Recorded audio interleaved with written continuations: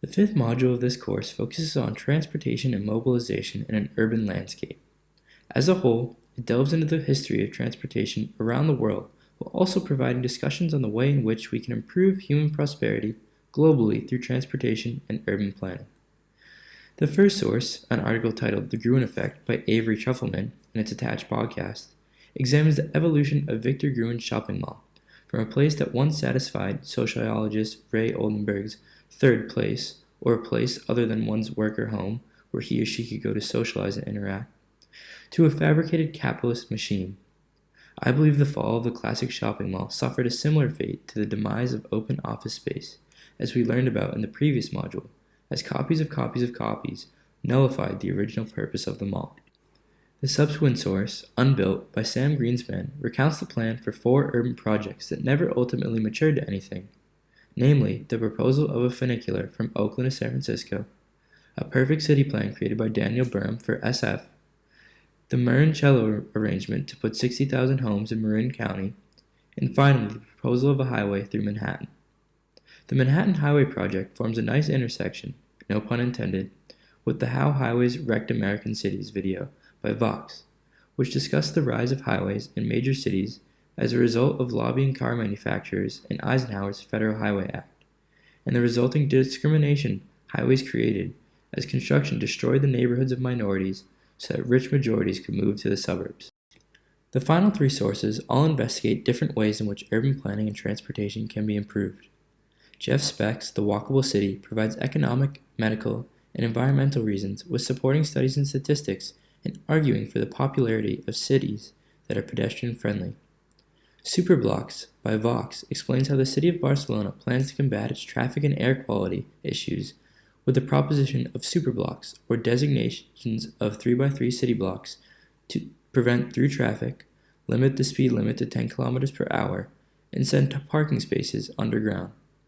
And of course, the trailer for Riding Bikes with the Dutch by Michael Wolfgang Bach argues for bikes over cars because bikes are not only more fun, but they're also better for one's health.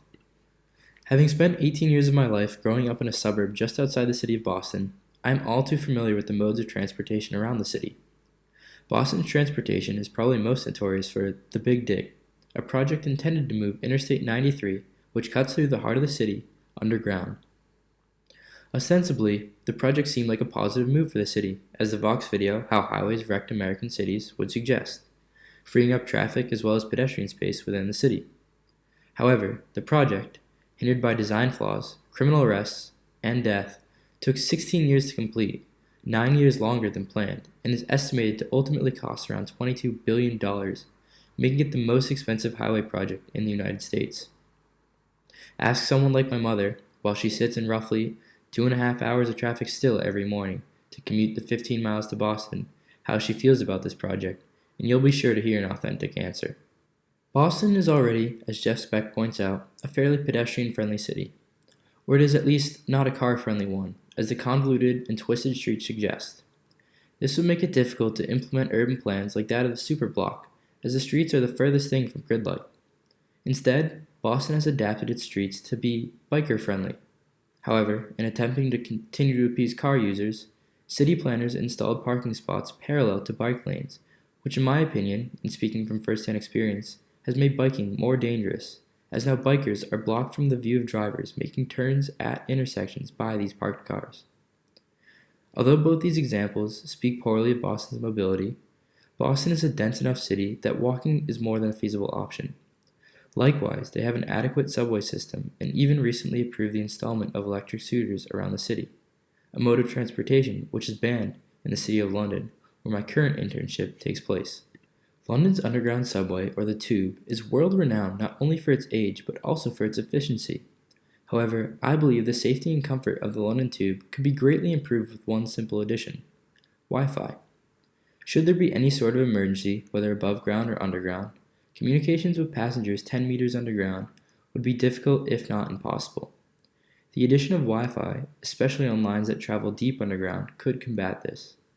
Additionally, passengers could also use the Wi-Fi to keep themselves entertained and busy during their commute, which would greatly improve customer enjoyment.